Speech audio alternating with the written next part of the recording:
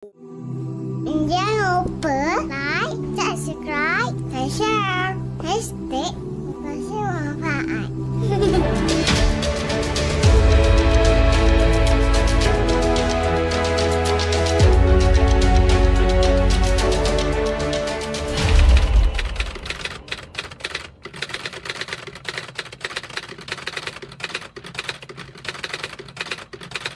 Surah At-Tariq ayat yang ke-9. Ayat Yauma Tublas Sarair, tentang hari kiamat.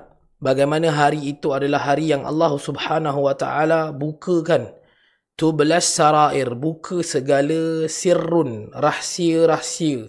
Fama lahu min quwwatin wala nasir, yang mana bagi mereka, bagi dia itu, yakni yang dibukakan rahsia-rahsia manusia, makhluk pada hari kiamat dibukakan segala rahsia, tidaklah baginya itu ada kekuatan dan tidak pula dia ada pembantu ataupun penolong. Kalau di dunia, ketika kehidupan kita, hayatnya kita, ketika di dunia ini kita mungkin mempunyai alibi, mempunyai kawan-kawan, ketika mana kita diperosok kesedihan, kedukaan, masih ada kawan-kawan, masih ada anak isteri yang sentiasa menyokong segala apapun usaha kita. Walaupun ada kalanya perkara yang kita nak kerjakan itu adalah sesuatu yang hina di mata manusia, sesuatu yang dianggap tidak bermakna pun bagi sesiapa. Namun kita masih ada saudara, sahabat handai, ahli keluarga yang akan membantu dan menyokong kita. Tak ramai pun, seorang pun dah cukup, kan? Namun pada hari kiamat, kata Allah Subhanahu wa taala, fama lahu min quwwatin wala nasir, dan tidaklah bagi dia itu ada kekuatan, ada apa yang boleh menjadikan dia itu bangkit dan menentang, dan tidak pula dia itu ada penolong. Kemudian Allah Subhanahu wa taala sebutkan was-sama'i dzatir raja. Yang ini ada sedikit technicality yang kita nak sentuh. Seperti mana yang Allah Subhanahu wa taala sebutkan dalam ayat yang ke-11 surah At-Tariq.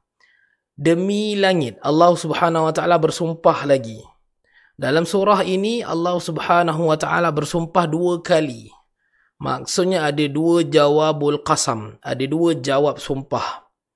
Allah Subhanahu wa taala boleh bersumpah, kalau kita dah lalu, ingat balik kita dah lalu surah Al-Asr, surah demi masa, ataupun juga diterjemahkan sebagai demi waktu asar. Allah Subhanahu wa taala juga bersumpah dengan Al-Fajr, dengan duha, waktu subuh, dengan pelbagai sumpah.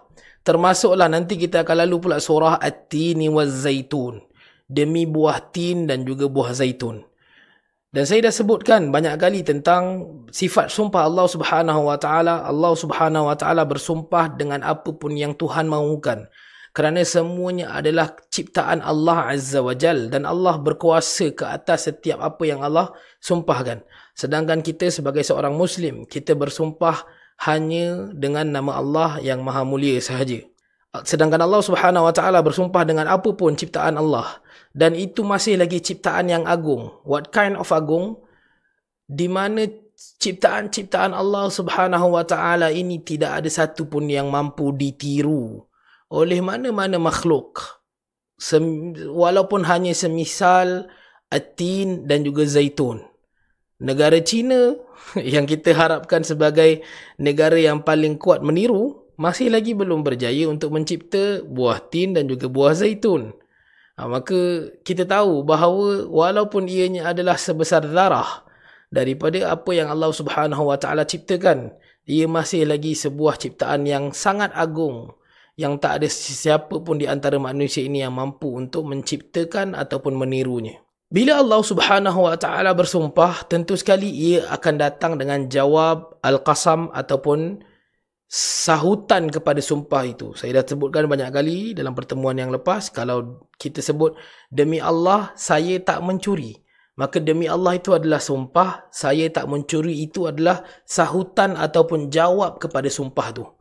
Kenapa kita bersumpah? Kerana kita nak menyampaikan mesej yang penting itu, iaitu kita tak mencuri. So this is how sumpah itu digunakan. Sama juga bagaimana Allah Subhanahu wa taala bersumpah. Dalam ayat ini Allah Subhanahu wa taala menyebutkan demi langit yang penuh dengan pemulangan. Dzatir raja', yang memiliki. Langit inilah yang memulangkan. Itu maksudnya secara ayatnya, secara jumlahnya, ia bermaksud demi langit yang memulangkan. Dan demi langit yang memulangkan ni apa? Inilah dia bagaimana hadis yang kita bacakan tadi ada kaitannya penciptaan langit itu, di mana fungsinya adalah menurunkan hujan. Yang mana hujan ini didatangkan daripada bumi, daripada air yang disejat daripada bumi kemudian bercampur dengan sumber-sumber daripada sejatan air laut. Seingat saya begitulah. So, dia dicampurkan dengan campuran-campuran ini, maka turunlah hujan. Dia membentuk awan dan kemudian turunlah hujan. Dan hujan inilah yang dimaksudkan sebagai memulangkan. Langit memulangkan apa yang dibawa daripada bumi itu dan kemudian dipulangkan semula ke bumi. Dzatir raja'. Raja' maksudnya pulang, kembali. Langitlah yang mengembalikan. Abu'u laka bi ni'matika 'alayya wa abu'u